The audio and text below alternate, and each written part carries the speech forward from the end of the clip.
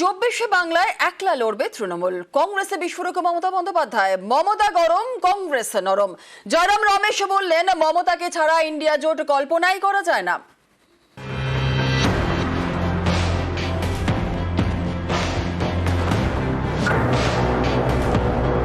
আমি প্রস্তাব দিয়েছিলাম, ওরা প্রথম দিনই প্রত্যাখ্যান করেছে। তখন থেকে আমাদের দল সিদ্ধান্ত নিয়েছে আমরা বাংলায় একা চলবো। বুধবার বিস্ফোরক মমতা। কংগ্রেস নিয়ে দিন তৃণমূল নেত্রীর সুর সপ্তমে। এর আগে সোমবারই কংগ্রেসকে নিশানা করেন মমতা। मैंने क्या बोला, इलेक्शन रीजनल पार्टी को ऊपर छोड़ दो, जो रीजनल पार्टी स्ट्रॉन्ग है। आप 300 सीट में आप अकेले लड़ो, हम आपका कोई सीट में हम नहीं लड़ेंगे। वो लोग क्या कहते हैं, हमको जो मर्जी हो हम करेंगे। एक बात याद रखना, बीजेपी को मदद मत करो। মমতা বন্দ্যোপাধ্যায় এভাবে সুর চড়ানোর পরের দিন রাহুল গান্ধীর গলায় শোনা যায় জোটের বার্তা। जो हमारा सीट नेगोशिएशन है वो चल रहा है, उसका रिजल्ट आएगा, कंक्लूजन आएगा।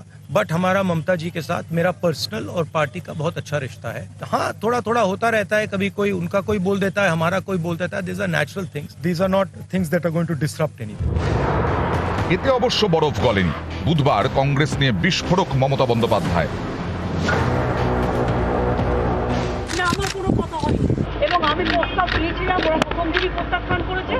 তখন থেকে আমাদের দল সিদ্ধান্ত নিয়েছে আমরা বাংলায় একা চলবো।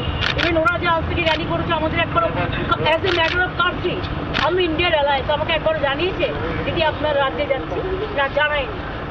সুতরাং আমার সাথে কোনো সম্পর্ক নেই বাংলার ব্যাপারে। আমি জানি না, ভালোই তো পরিস্থিতি যাবে না। পশ্চিমবঙ্গে কি জানি না, আমি তো অল ইন্ডিয়া কংগ্রেস কমিটির নেতারা আছে, তাদেরকে জিজ্ঞেস করি। কারো নিজের একার নয়, রিজিওনাল পার্টিগুলো আমরা এক থাকবো। আমরা তো করেছি 300 সিটে একা লড়াই করুক, রিজিওনাল পার্টি বাদ বাকি সিটে লড়াই করবে, সেখানে ইন্টারফেয়ার করবে না। সেখানে এরা যদি ইন্টারফেয়ার করে তাহলে সেখানে আমরা বুঝবো অন্যরকম। इंडिया गठबंधन का एक बहुत महत्वपूर्ण स्तंभ तृणमूल कांग्रेस है। ममता जी के बिना इंडिया गठबंधन की कल्पना नहीं कर सकता और हमें पूरा उम्मीद है कि जो बातचीत चल रही है, कुछ ना कुछ एक मध्य का रास्ता निकाला जाएगा। মমতা বন্দ্যোপাধ্যায় এদিন সকালে অভিযোগ করেন রাহুল গান্ধীর ন্যায়যাত্রা বাংলা দিয়ে যাবে, অথচ এ নিয়ে তৃণমূলকে জানায়নি কংগ্রেস।